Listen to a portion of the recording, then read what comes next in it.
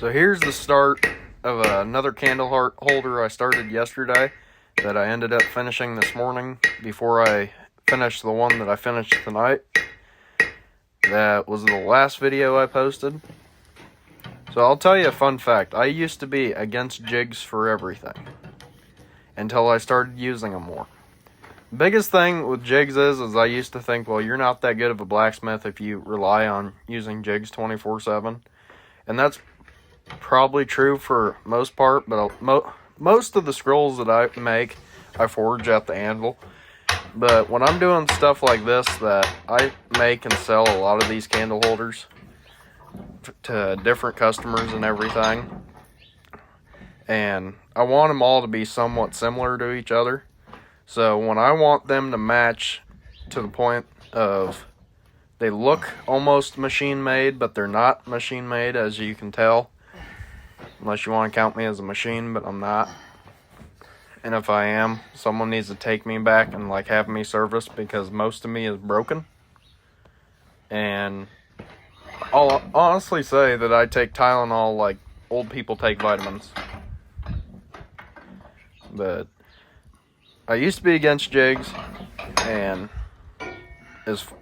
now the farther into my career as a full-time blacksmith, I love them. They're great things to have. There's certain things that you don't need jigs for that people have jigs for, and it's like, okay, why? If you're making 1 or 2 scrolls, you can do it by hand. Now, if I'm making 15 of these candle holders, yeah, I'm going to use a jig. Do I ever make 15 candle holders? Sometimes. But these ones I've only made in a single day. I've made 3 of them for 3 different customers. Another thing I love is this Holland switch block. It's only like 50, 60 pounds. It's easy to move around versus the one it's sitting on. It's like 250, 300. That by yourself kind of gets hard to move around, especially if you got a bad shoulder like I do. But this Holland switch block, I have used this more times than I've used the bigger one. And I can do a range of making bowls, making spoons, scoops, anything and everything. And it has the V-swedges, the round swedges on the side that make it amazing for doing work that, I don't feel like walking the extra 2 feet over to the other swedge block and flipping that over when I can just take that one, set it on my anvil, and literally pull something out. If I'm trying to weld something, pull it out of the fire and weld it in that swedge block while it's sitting on my anvil. I like it. I'm just talking about things I like now at this point. I don't know. But here's me just center punching the holes, or tapping. I can't remember. I'm half asleep talking about this, but just getting my holes lined up where I need to drill and everything. Sometimes I would punch these holes, but for these candle holders, I just drill them. It's easier to drill it. They take a 1/4 inch rivet. I drill a 1/4 inch hole and 1/2 inch bar, and I still got enough meat on both sides of the hole that I ain't got to worry about it ever breaking or splitting or coming apart. Which for these, if this was a structural piece, I would just say, hell with it. Yep, I'm going to itch my eye right there. Structural piece, I'd say, hell with it. Whatever. Or I won't say hell. Okay, I got really distracted on that last half. I had a Japanese beetle hit me in the head, and we're just not going to talk about it right now.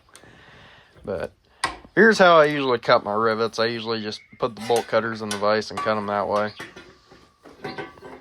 Here's me setting the rivets. You've seen me do it at least on 4 or 5 different videos now. Nothing's changed.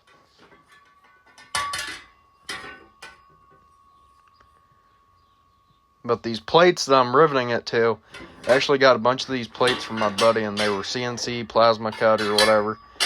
Or I think these were water jet cut. Yeah, these ones were water jet cut, and I got them from my buddy, and I was like, yeah, I'll use them for something someday. I had no idea what I was going to use them for. And when I was making this one, I was like, I wonder how it would look with one of these plates attached to it.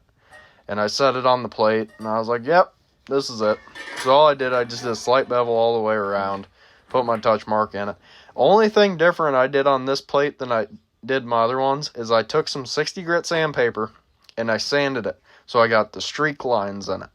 And I'll admit, normally I don't like the streaky look of things, but when I did this plate, and it's kind of hard to see in the pictures, but you might be able to see it at the end of this video, how good it actually looks. Because honestly, I'm going to start doing it more, I think. Because I like it came out looking better than expected. I thought I was going to have to just wire wheel it out or sand it out all the way. But actually, I like the way it turned out when I finished this.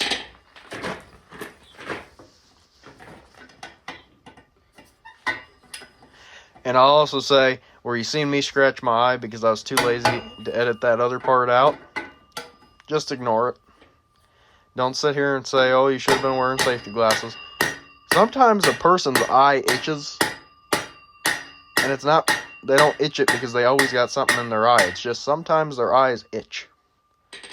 Which I think I'm struggling with allergies right now, which if I am, that's why I'm itching my eye. Because my nose is stuffed up, I keep sneezing, my eyes are red and watery.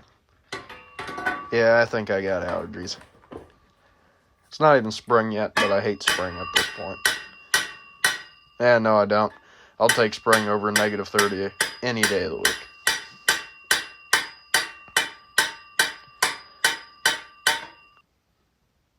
Okay, and I'll admit I cheated when I did this. Usually I'll just take my little propane hand torch and do this. But I got this weed burner. Definitely the best purchase I've made in a while, considering the fact it took me about 2 minutes of heating it up to where I wanted it and oiling it. But here's the finish. You can kind of see the streaks in it. You kind of can't. It's kind of hard to see, but